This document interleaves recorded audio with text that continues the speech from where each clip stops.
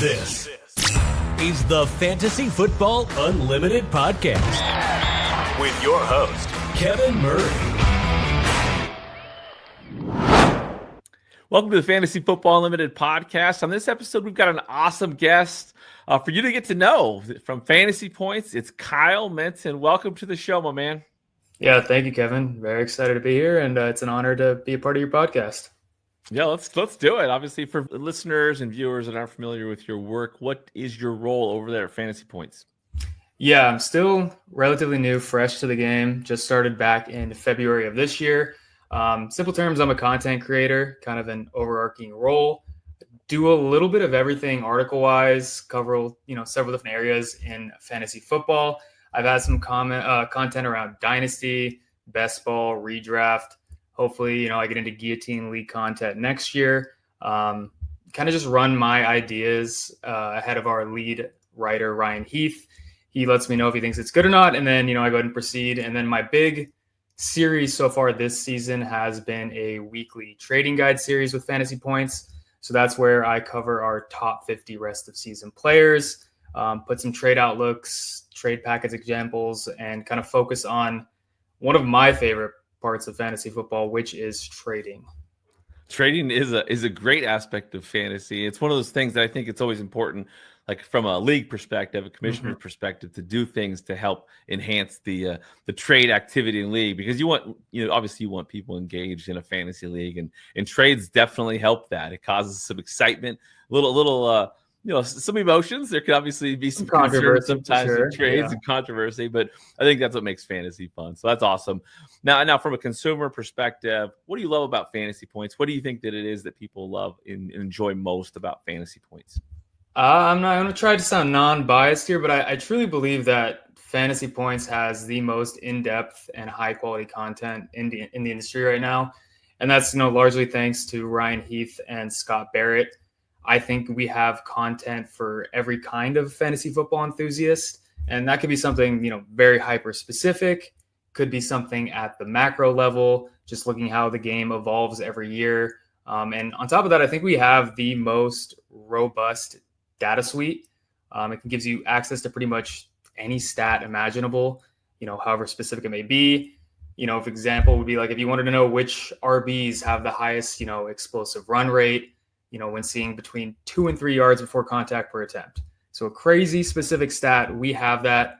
Fun fact, it's J.K. Dobbins to answer that one. But I just think that's super cool that, we have those tools if you want to find out any piece of information. And then I think, outside of just that very data-driven content, I think our writers do a good job of not getting what I call fantasy football tunnel vision, meaning they're able to analyze things outside of the scope of just fantasy football, and they're great at understanding why players are being used, why they're performing as they are. And I think that comes across in nearly every piece of content. So it's still so funny to me being, in this industry now, and I'm just very honored to have this opportunity. So I'm just happy to be a part of the team. Yeah, let's talk about your journey in this industry thus far. Finding your way to be a part of that team. What inspired you to get involved in the fantasy sports industry? I think it's just stems from addiction for the most part. I mean, I love fantasy football. It's probably my favorite hobby out of everything. I started playing about 10 years ago, and I've gotten progressively more and more and more into it, finding ways to get better, get more involved, and it kind of just made sense to do this on the side. And then it evolved continually where, I started posting on Reddit back in, I think, January of 2025. Just very simple posts like, players to keep in mind for next season, predicting breakout candidates for 2025. They had pretty good engagement. I think people liked the idea of discussing these things in the offseason early on. Just kind of kept rolling with that momentum.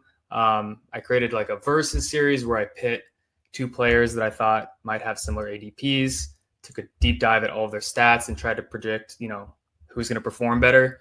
And I think maybe like the aha or breakthrough moment was this one post where I pit Drake London against Brian Thomas Jr.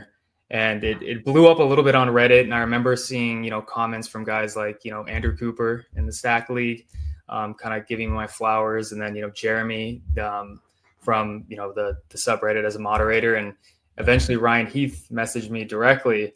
And I remember waking up that morning and seeing that like DM notification. And I'd been a fan of Ryan's work for a while and still couldn't believe that he'd been reaching out to me and, was interested in maybe me having an opportunity to write content for Fantasy Points. And it's been a great journey so far.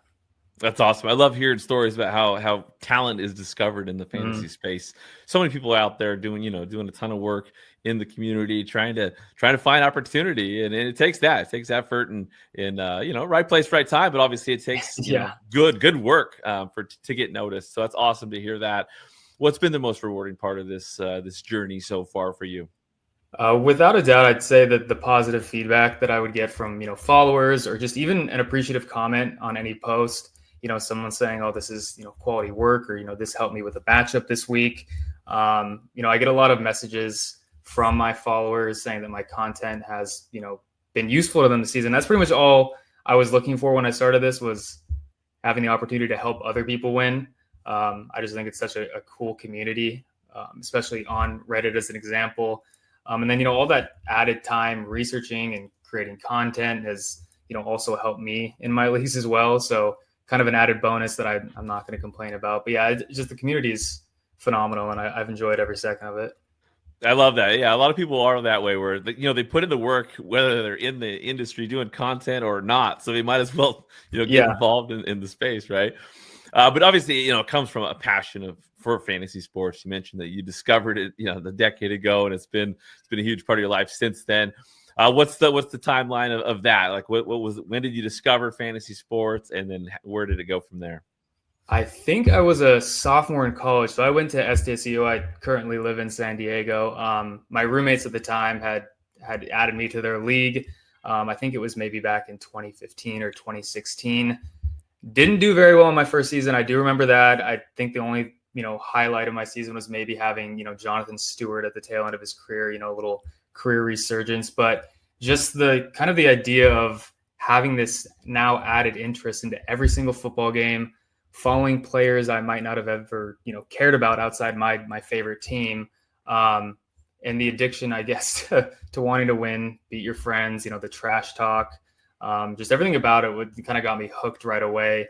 And then as I've gotten older, it's also been a fantastic way to stay in contact with those friends that have otherwise, moved to different cities, have a lot going on with their lives now. And that's a great added value with fantasy football.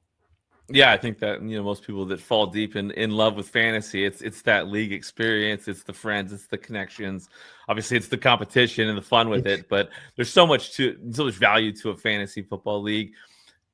What is it for you? Like, where do you have you have one league that's your main league still, or one league that's the most important league to you? Yeah, I think this was probably the thing I was most excited to talk to you about. I actually downloaded your Commissioner's Playbook on my Kindle last night, so dove into that a little bit prior to this podcast. And I'm actually the commissioner of my home league. Nice. So it's a 14-man PPR league. We have FAB, no kickers, defenses, double flex, 6-point passing touchdowns, and then it's a combination of my San Diego State friends and then my hometown friends. So there used to be 2 separate leagues, and I was like, you know what, why don't we just combine that, make a big league? And I felt you were ESPN's 2016 Commissioner of the Year, and I just felt like it'd be cool to discuss that because I love being a commissioner and I love this league. Well, yeah, I mean that's where my passion comes from for sure. Football Guys, we just launched the home league show with Joey Wright and myself. So it's all about that kind of stuff. It's obviously kind of a branch off of the Commissioner's Playbook. So much we can talk about. We'll talk a little bit about here. We can talk about it in the future as well. But I just want people to have fun, get the most out of the fantasy experience. And so I love leagues, that you're describing that are just complex. I also love the fact that you blended 2 leagues together. That's a great message for a lot of people, is that, you might not have 12 people that are all in the same loop, same group. But at the same time, you can merge a couple groups together. And I love the fact that it's kind of, you're the central focus of that league, where schoolmates, and then then another group of people that because that's my home league. It's it's friends from throughout my life, family members, and friends mixed group that's just really bonded for years and years together. That's what I want for everybody. What are the biggest traditions you have, like the most important traditions you have in your league? There's so many great things, and it's the tough part about being a commissioner is continually evolving, adding new things, keeping people interested. I mean, like you had mentioned earlier, the main goal is just making the league as fun as possible. It can be difficult at times considering a high stakes league can be pretty stressful, especially ones with punishments. I think one of the things that I pride myself on is our last place punishments every year. The best one that we've ever had that I know I'll never beat is a couple years ago. We all, prior to our draft day, went to Petco Park to watch the Padres play, and they have a beer festival kind of inside the stadium. And we had a blow up sex doll, and we snuck it into the stadium and had our last place league mate have to strap it with his belt to his body and walk around the entire beer fest for 3 hours. And even going into it, we're like, oh, we're going to get caught immediately. Like, there's no way that this is going to fly. And it was just the funniest thing. People coming up to us wanted to take pictures. We ended up making it to our seats, got on the Jumbotron. It was a wild experience. Unreal. And we made it to like maybe the fourth or fifth inning before they confiscated it. But the last place punishment is something that we pride ourselves on. Other things that, I try to do during the season to increase engagement is we have a requirement. Lowest score of the week has to do a shotgun video and then explain, why their team lost, why they suck, what they're going to do to improve. I do weekly recap videos with matchup previews. I also, to get trade engagement up, I posted weekly trade charts in previous years so people kind of had an idea of this is kind of what a player's worth, kind of give them a little bit of a guideline to trading. And then we have a rivalry week. I pit two guys against each other. They have to place a bet and then fulfill that bet. This year, one of the bets was having to drink breast milk. So there's crazy things like that. And then one of the other things I added was a flexing on them week. So in week 8, everyone has to start a player that's rostered in under 10% of leagues. So it kind of adds like a little flair. So there's things that I try to come up with every year, but it has become like a third job for me, but obviously don't mind that at all. Yeah, fueled by passion. I mean, you just kind of you hit the nail on the head with all that stuff. I mean, it's got to be fun. Make it fun, make it appropriate for the group that you're in, obviously. Yeah. But man, I don't know how you're ever going to top that last place punishment. That is absolutely hilarious. You have to have had a ton of content coming from that. Like, you recorded this stuff, right? People. We still have pictures that we tossed in a group chat of the guy that got last place. He's never really going to live it down. But, it's like you're almost, when you get last place, you're somewhat immortalized, unfortunately. And that's just the name of the game. Oh, it's incredible. I love it. And I love what you're doing for engagement, too, because those are the kind of the tricks you can do to really keep a league connected and keep it engaged. I love it. Love every aspect of that. So who's the biggest rival you got in fantasy? Who's the one person you can't lose to? It might sound like a cop-out, but I don't know if I have like a single biggest rival. I think the league sort of views me as the league rival to a certain extent. Sure. At the beginning of every season, I always have this mantra: don't trade with Kyle, just avoid it at all costs. And, I think every season I've finished with the most trades. So it's fun to kind of to fight through that, stigma of like, oh, let's not have him succeed in any way. As far as like an individual in the league, I have one of my really close friends. He actually joined the league in 2021. It was his first year playing fantasy football, and he was my roommate at the time. So I kind of, helped him, guide him a little bit during the draft, help him a little bit during the season, mostly hands off, but it was his first time. And he actually ended up beating me in the championship in his first year in the league. And I haven't won since that. So he still kind of lords that over me a little bit. And we actually play each other in the first round of the playoffs this week. So pretty big matchup, and I'm excited to face him once again. I love it. No, that's awesome. Speaking of fantasy leagues, though, you and I are both involved in some aspect with this stacked league. The stacked league is an industry fantasy league, a charity league, fighting for $10,000 and some more in charity. 5,000 going to Fantasy Cares, 5,000 go to the Champions charity of choice. It's been so much fun to witness. What made you want to participate in this stacked league, in this project, and describe your role in this project?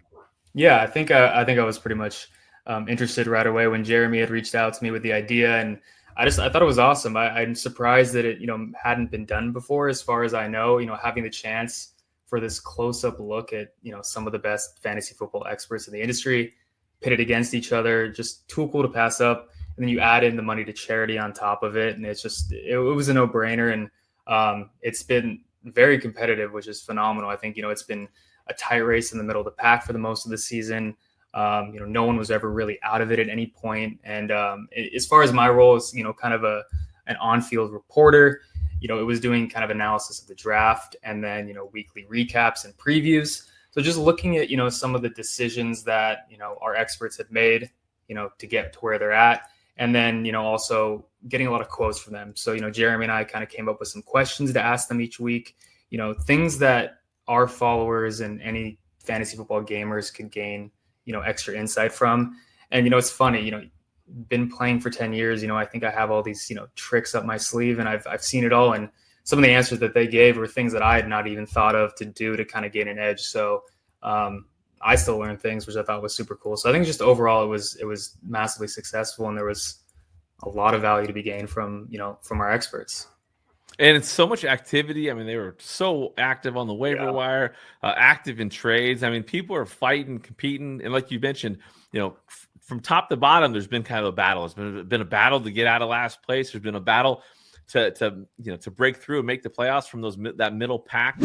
And then the top four teams have kind of been the top four teams the entire way, which has been so fun. Obviously, it ended up with an incredible final week. Mm-hmm. Last place was determined. You got John Daigle taking it home with, of course, quarterback Jalen Hurts. It just fitting for this last week of the fantasy, regular season. Greg Branos was Coach Speak Index was in last like the whole season. He finally broke past it. We almost had a 4-way tie for last place, so the competition was hot. Justin Boone, David Kitchen just escaped that just slightly, but all these guys and gals competed so intensely this season. It's not surprising that it was that from last to the middle of the pack was so close. Obviously, Sigmund Bloom kind of shocked it. I mean, it's not shocking because he's been right up there the whole season. But he took that first spot right away from Dave Richard, who was running it the whole season, which was pretty amazing. Dave Richard gets the 2 seed because he lost to Andy Behrens for the second time this season. So there's a big rivalry every there. matchup matters, yeah. Oh my gosh, every matchup matters. So Andy gets in. He's got the 6th seed.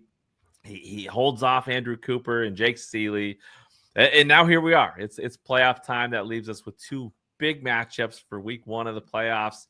You got Andy Behrens in the 6th seed. You got Kendall Valenzuela as the 3rd seed from Fantasy Life. It's a fantastic matchup. Talk to me about that matchup. Yeah, this is a close one. Kind of when I went through, top down for each team, looking at Kendall's team, I think one of the big factors for her is going to be T. Higgins entering concussion protocol earlier this week, just taking some brutal hits in the last couple of weeks. Kind of surprised that he wasn't taken out of the game in week 14. It seems pretty unlikely that he'll be ready to go in week 15, which, makes for some tough decisions in her lineup. She also has to consider Bo Nix versus Caleb Williams. Bo Nix is going to be facing the Green Bay defense. They've been really good as of recently. Caleb Williams has to face the Cleveland defense. That's formidable in itself. That's going to be a tough decision for her. She has, Javonte Williams and Quinshon Judkins as his RB1, RB2. Puka Nacua had a fantastic week. It was good seeing him get a couple touchdowns with Devontae Adams, hogging the limelight for most of the season. And then she has RJ Harvey in her flex. I think what it's going to come down to is, who she has to slot in for T. Higgins, if he's not ready to go, which is likely going to be Jaden Reed. He got his first game back from a long injury stint last week. He had an okay performance, didn't run a whole lot of routes, but still put up, I think, like 7.3 points. So, I mean, her team is still fairly solid. And then we move over and we take a look at, Andy's team. He kind of has this 3-headed monster. He's got Josh Allen, Bijan Robinson, and Jackson Smith and Jigba. I think for him to win this matchup, he's going to need those 3 to combine for, nearly 70 points. We look at the rest of his lineup here. Kareem Hunt, decreasing snap share with Pacheco coming back. Stephon Diggs, decreasing route share for whatever reason, Mike Vrabel, he has his ways. Shakir, boomer bust recently. And then Luther Burden's come on pretty hot, but Cleveland defense, once again, that matchup is going to be scary for Chicago. And then lastly, Hunter Henry has been great the last 2 weeks. It's fairly close. I mean, those three guys that Andy has are just so strong. I want to give him the win in that regard, but I'm leaning towards Kendall's team a little bit here. Well, I've been leaning, Kendall all the season. She's had a great start to the season. Mm-hmm. Great squad for sure. Andy, though, I mean, you mentioned that three-headed monster. It's pretty impressive in take down Dave Richard just to get into the playoffs. Mm-hmm. Momentum has got Andy in a great spot. So we'll see how that one wraps up. But it's gonna be a good one. It's gonna be a good one. And then on the other side, you got Chris Harris, the 4 seed, versus Ben Gretsch at the 5th seed, who's really he had a slower start, some bad luck in the beginning, and he put himself right where he wants to be, I think. Yeah, with Ben's team, he's made a lot of moves this season, and he's been one of our biggest interactors in terms of giving us great quotes every week. I've really appreciated his involvement, and as someone that owned Ken Scatabo in many, many leagues and had to pivot, with losing that RB, he's done a great job in doing so. Looking at his team, I mean, he has to be happy that Lamar bounced back last week, finally looked a little bit like himself after a string of poor performances. Devin Neal has been pretty good the last 2 weeks in an increased role. Jahmyr Gibbs, I mean, there's not a whole lot to say there. He's been incredible over the last 5 weeks. And it's kind of his wide receiver core that I think is going to be, the biggest factor for him. That's Jordan Addison, George Pickens, Xavier Worthy, and Wan'Dale Robinson. Pickens has been phenomenal. I know people have kind of over-propagated the drama after last week's performance, but he's been one of the best wide receivers in the league. He'll be fine against Minnesota, even though they have a pretty good defense. But it's kind of Addison, Worthy, and Wan'Dale. I have some concerns on their boom potential. Bowers has been very touchdown dependent the last 2 weeks. Doesn't have too many lineup decisions, so I feel like he's kind of locked in with what he has here. And then if we flip over to Chris, I think the majority of his matchup is going to fall on Green Bay and how they do against Denver. He has Jordan Love, Josh Jacobs, Christian Watson. Watson's been great. Lately, he leads the NFL in receiving touchdowns since week 11 with 5. Zay Flowers looked good last week. Devonta Smith, weird situation with A.J. Brown getting, all of the targets now all of a sudden. We'll see if, maybe they kind of give him some love, based off, how A.J. Brown looked last night. And then Terry McLaurin, I'm actually excited to see against New York, the Giants, with Mariota or Jaden Daniels, depending on their health. This one's tough for me. I'm a Green Bay fan, and I'd like to root for the guy with more of the Packers players, but I think Ben actually takes this one. Yeah, I think Ben's in a great spot right now. Obviously, Chris Harris nailed the McCaffrey pick, this season, but he's going to need a huge effort because, the rest of the matchups are much tougher. Ben Gretsch, I think he's in a great spot to advance, and if he advances, he would face Sigmund Bloom, the winner of the Kendall Valenzuela Andy Barron's matchup will face Dave Richard. When you look at the Sigmund Bloom and the Dave Richard rosters, who's in a better spot right now entering the playoffs? Gonna try to not be biased. Sigmund Bloom was my pick to win the entire thing, and I think he has that incredibly strong RB core of Derrick Henry and Jonathan Taylor. However, JT hasn't looked fantastic as of late. He's struggled against some of those top tier defensive fronts. He has a tough playoff schedule. And now we have 44-year-old Phillip Rivers signing, perhaps taking over at quarterback for now. JT should see 25 touches a game, but I don't know if he's going to have those 3 touchdown performances in the playoffs. Kenneth Walker has been pretty hot and cold recently. And then he has the wide receiver core of Jameson Williams, Chris Godwin, and Alec Pierce. I like what we've seen from Godwin recently. Jameson Williams, him too. I know he's had a couple of the donuts this year, but I think those days are behind him. And then we look at Dave Richards' team. It's the best team in the league. I think it should be him winning the stack league. He has Devon Achane, who's my personal pick to finish with the most fantasy points in the playoffs. His schedule is fantastic. He's looked fantastic. James Cook, been pretty matchup proof recently. Amon-Ra St. Brown, if healthy, one of the highest floor receivers in the league. And then he also has Devontae Adams. I think we see him go back to getting those, 3 red zone targets a game going forward. it's such a great team all around. I always love to see an upset, but I really think, this is essentially Dave Richards' league to lose. Yeah, Dave Richards right there. Matthew Berry did a preview at the beginning of the season, looking at all the rosters. That's who he picked. Dave's been running it the whole way. But yeah, Sigmund is in great shape as well. It's hard for me because I have personal bias towards all these individuals. Sure. We talk about all these players, players on these guys' teams. But I love the people and I love the storylines in the league. Massive fan of Kendall Valenzuela. She's wonderful in and outside of fantasy. Andy Barron's all-time legend, most wonderful guy I know. The fact that they're facing each other is incredible. The fact that Andy could win and get a third matchup with Dave Richard, who he's beaten twice. That's what this league needs. Yeah. No offense to Kendall. I want Kendall to go all the way. But we need the drama. But gosh, if Andy can face Dave one more time, I mean, that's if you want content, that's content.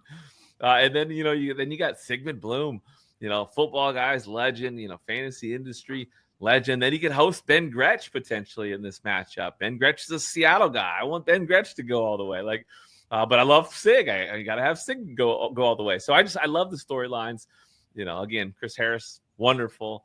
Andy Barron's, Kendall Valenzuela. All these competitors are near and dear to my heart. I want to see a phenomenal run. So let's bring the storylines. Let's make it fun. If you look at on paper and ignore everything I just said about my biased feelings toward each one of these managers, who do you think is going to win it? You said Dave has got the team, but is that what you think is going to play out? It's funny because I feel like in the majority of my leagues, whatever the top seed is or the favorite heading to the playoffs never actually wins. I feel like it's always some sort of underdog story, someone with that fringe flex player that just has a 3-game streak of their entire life. If I'm going to give the easy answer, I do think Dave has the best team, but does that mean he's going to win? Likely not. I think that's just how fantasy football goes. If I were to pick a team that I think could, upset and make a run outside of the top 2 teams, I think I would have to give it to I'm going to go with Ben Gretsch. I don't know. Something about Gibbs right now and what he's doing. He was a fantasy football playoff MVP last year. I think we could see a lot more of the same. Maybe Addison, with this easy schedule that the Vikings have, could start putting up some double-digit performances. I love an underdog.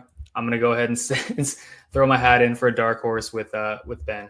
That's awesome because we have not talked about this, but when you mentioned in fantasy, usually the one person you think is going to win doesn't win. Yeah. I had the same thought coming in. I'm thinking, okay, if Dave does not win this thing, who's on the outside that people aren't looking at? It's Ben Gretsch. It's Ben Gretsch. If Lamar, Brock Bowers, and Gibbs come together and just have a massive run, he's got the team, he's got the fight. I can see Ben Gretsch sneaking through this whole season, being overlooked or whatnot, but just kind of just fighting through it and pulling it off. So it's going to be fun no matter what happens. It's going to be a ton of storylines the next couple of weeks. But it's been fun. Again, $5,000 to Charity League of the Champions Choice and $5,000 to Fantasy Cares. We're going to have Scott Fish on next week to talk a little bit more about this as well. But this league showcases the fantasy industry, its appreciation for charity, and just how special the community is and how impactful it can be when it all comes together. So for you, how much has this community of people involved in fantasy meant to you since you've arrived? It still feels like a pretty surreal experience. I've only been doing this for I think about 9 months now, and I don't know. It's so hard to put it into words, but I think there's just no better feeling than spending hours on content or maybe it's a spreadsheet or whatever it may be that we put out there to help others do well in their leagues. But anyone just reaching out and saying that they appreciate the work that you do or that it's helped them, or they just they want to see more of what you have to offer. I don't know. There's been so many positive moments, from followers or just even a simple comment that I've really appreciated. So it's been amazing so far, and I look forward to evolving and growing as the years go on. I love it. Let's dive into some rapid fire questions. Kind of close it out. Just get to know you a little bit better. Sounds good. What do you enjoy most about what you're doing in the fantasy industry at this time? I think it's kind of still learning. Obviously, I came in, feeling like, I've done well in fantasy for the last couple of years. I should be able to put content out that could help others. And it's, with, Ryan Heath is kind of my mentor. It's crazy how much, deeper you can dive into stats and just, how smart that these people are. I think that's been awesome to see just how people's minds work within the game. It's been so fun too. Like I love data. I love making spreadsheets. I love researching and stuff like that. So it's kind of just been this combination of a lot of my favorites, and now I get to kind of do it, get paid to do it, and it's just it's so cool. I love it. Now, as a sports fan, what's the worst moment of all time for you as a sports fan? I think that's a very easy one. I think I mentioned it earlier, but I am a Green Bay Packer fan. It was by far the 2014 NFC Championship loss. I was going to say it. Yeah, I mean, I'm a Seahawks fan. I knew you were going to say that. In my nightmares, I love to hear these stories. I love to hear these stories. I mean, that all I wanted to see, at that time period was a Tom Brady, Aaron Rodgers Super Bowl. Yeah. Watching that game, it's funny. I was watching with my dad, and he's kind of one of those viewers that as the game goes on, he's like, let's not celebrate. Anything could happen. Let's not get too excited. And the way that Russell Wilson was playing and just everything all the sequence of events that had to happen for us to lose that game was just mind-boggling, and it still hurts me. It still hurts me to this day. I feel your pain, because that was one of my favorite sports memories of all time, because I had a house full of people. It was just it was wild, because we did play like trash and the most improbable comeback. But I went to the Super Bowl the next weekend, or the next 2 weekends later. Yeah. So I was there when my heart was shattered. So that was payback. I think Green Bay fans wanted me to feel the way I did after that loss. So it came back around to me. But I feel your pain. I feel your pain, because stepping outside, Rodgers Brady Super Bowl. I mean, that would have been pretty. Yeah, just wanted one. Yeah. So okay, flip side, what's your favorite all-time sports moment? I think the easy answer is, winning Super Bowl 45 in 2011. I mean, that's all you want, is just seeing one Super Bowl win in your lifetime. I'm sure you can relate. That feeling is fantastic. I mean, the Aaron Rodgers Hail Mary against Detroit in 2015 was incredible. I still think my favorite, Aaron Rodgers moment was in the playoffs against the Cardinals, where you had the double Hail Mary to Jeff Janis, and then our hearts got ripped out by Larry Fitzgerald in overtime. It just kind of feels like it's a story of Green Bay fandom since the Super Bowl. You have these incredible moments followed up by, just agonizing pain the next. But, it's the beauty of sports, and that's kind of why we're fans. For sure. Now, what are your favorite hobbies, activities outside of fantasy sports? I definitely have, a lot. I live in beautiful San Diego, so a lot of things outdoors, playing soccer, tennis, beach volleyball, running, working out, whatever it may be. Definitely kind of a self-proclaimed nerd. I love collecting things. I collect, football cards, obviously, Yu-Gi-Oh, Pokemon, and then, behind me I have all my Star Wars Lego sets, traveling, TV shows and movies, and then of course reading. Gotten a lot more into that recently, and fantasy football is still number one, but definitely have a lot of different things that I'm passionate about. Awesome. Now, what's your favorite TV show? I still think it's going to be Game of Thrones. I think it's the show that I've enjoyed the most, rewatched the highest number of times. Lost was the first TV show I was ever addicted to, and then I think Breaking Bad's probably the greatest show of all time. Kind of different between my favorite and what I think is the best. Yeah. Also, True Detective season 1, Mr. Robot, a couple others I toss out there, but yeah, okay. Love TV shows. Nice. How about favorite movie all time? I think the simple guy answer is Interstellar and Dune. They're definitely my two favorite movie theater watching experiences. I remember both of them, going in, not knowing exactly what to expect and just being blown away. They're just phenomenal films. How about a sports movie? I think I'm gonna go with maybe a lesser known ones. There's a UFC movie called Warrior with Tom Hardy that I really like. A soccer movie from when I was a kid called Goal: The Dream Begins, and then as kind of a data nerd, Moneyball. Still love that movie with Brad Pitt and Jonah Hill too. Yeah, that's a great one. How about a favorite food or a meal? Anything seafood, Mexican seafood specifically. I think those are the restaurants that my girlfriend and I try to go to the most often. How about a snack, a favorite snack? Anything from Trader Joe's. I'll get addicted to a different Trader Joe's snack, every other month. And honestly, I have to cut myself off of some of them sometimes. That's awesome. How about a beverage?